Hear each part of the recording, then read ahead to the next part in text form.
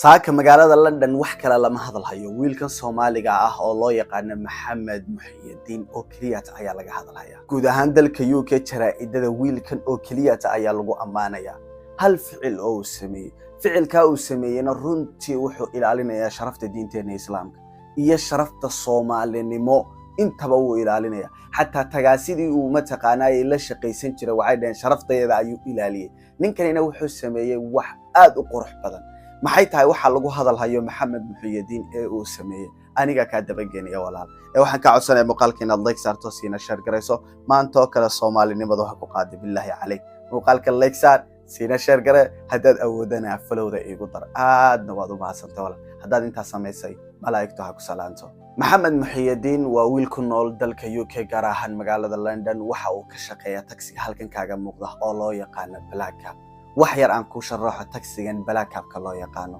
magaalada London tagaasida waxay u qaybsamaan laba waa Uber iyo Black Cab Black Cab ka ayaa ka qaalisan Uber ka Black Cab ka waxa aad u raaca dadka lacagta leh iyo ma taqaanay dalxiisayaasha waana taksiga ugu qaalisan ee la raaca dalka UK Uber kuna waa baalkan caalamka oo dhan ka shaqeeya ee aad guriga jooga aad dalbanaysid ee gurigaaga kugu hor imaanayo laakiin Black Cab ku sida ma aha waad baxaysaa wadada istaagaysaa gaarigii Black Cab ka oo maraya ayaa ku istaagaya waad fuulaysaa qofka gaariga wada informationkiisa ma haysid bartu degan yahay ma haysatid hadii aad alaab kaga tagtid alaabta uu kala baxsanaya waa inaad is ilaalisaa oo is ururisaa markaad Black Cab saaran tahay sababta wax information ah kama haysid laakiin Uber ka markaad gurigaaga ka dalbanaysid waxa taqaana qofkani Afrikaan miya amse cadaan weeye waxa lagu sheegaya qofkani wadanka uu ka soo jeedo sidoo kale waxaad ogaanaysaa ma taqaanay addresska uu degan yahay shirkadda Uber ayaa og waxa soo dhan oo qofka Uber ka alaab kaga dhex taga hadii qofka Uber ka leeyahay amba taksiga wata uu kala baxsado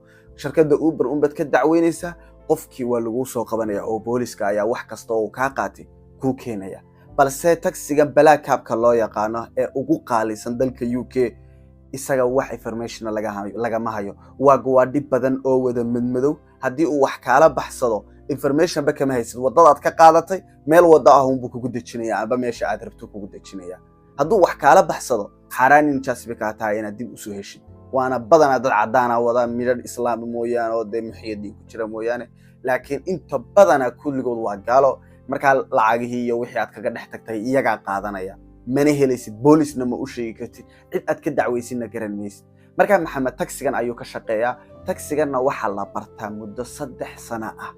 waa taksi hadii aad ka shaqeysid aad bishii helaysid ugu yaraan 16 kun oo dollar ninka ka shaqeeya Black Cab waa taajir dalka UK degan ma fahanteen inaad halka ila fahanteen baa laga yaabaa hadaba Maxamed Muxyidiin wuxuu ka shaqeeyaa taksiga loo yaqaan Black Cab ee hadda ka sheekeynay ee hadii uu wax kala baxsado aana dib oo dambaysa aanad u heleen marka nin ayaa waxa uu ka soo qaaday Heathrow ka imaaday dalka Australia ninkaasi wuxuu ahaa dalxiise rabay inuu magaalada London ku dalxiiso waxaanu ninkii dalbaday in la geeyo hotel kamida amba hotel kamida hotelada ee magaalada London ninkii Maxamed Muxyidiin ninkii uu soo qaaday wuxuu dhigay hotelkii uu rabay kadibna uu ka soo baxay meel buu isiri shidaal gaarigii kaga shubo Black Cab ka ah kadibna xagga daba wuxuu ku arkay boorso ay ku jiraan 6500 oo pound waxay u dhigantaa dollar ahaan 8500 oo dollar sidoo kale ninkaas shindadiisa aba boorsadiisa waxa ku jiray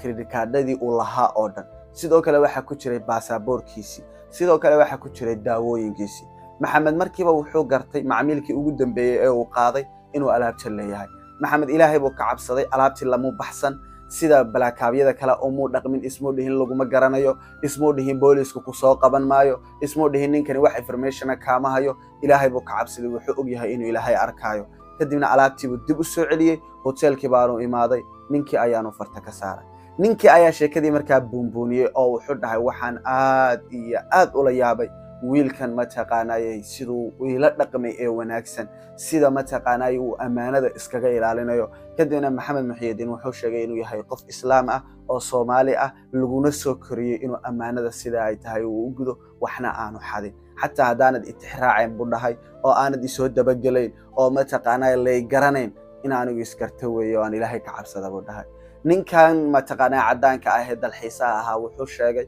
waxa uu warwar ka weyn ee uu qabay waxay ahayd buu dhahay kamaan warwareen lacagta $8,000 kamaan warwareyn kaadhadhkayga lacagta kale iigu jirtay ee keliya ta waxaan ka warwarayay buu dhahay daawooyin lay soo qoray oo dalkayga aan ka soo qaatay oo aan rabay inaan ku isticmaalo inta aan dalxiisaya magaalada London oo ninkani wuxuu ahaa bukaan socod kiniin ku socda wuxuu dhahay kiniinka haddaan waayo magaaladana aanan meel ka kala garanayn oo aan meel aan daawooyin ka iibsada aanan garanayn waxaaba laga yaabi lahaa buu inaan ku dhex geeriyoodo amaba aan ku dhex baqtiyo yacni hoteelkii aan deganaa ninkanina waa i badbaadiyay buu dhahay wax aad u fiican uu sameeyay waxa la yaab kale waxa weeye Maxamed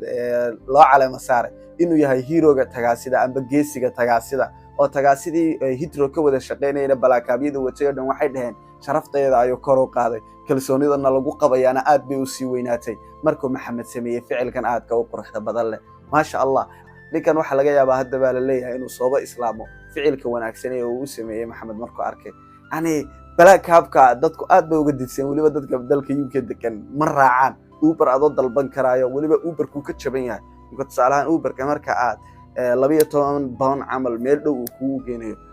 balaakaabka 30 pound ayuu kugu geenayo lacag 60 dollar ku dhow marka balaakaabku uu ka qaalisan yahay haddii aad wax kaga dhex tagtina uu kala baxsanaya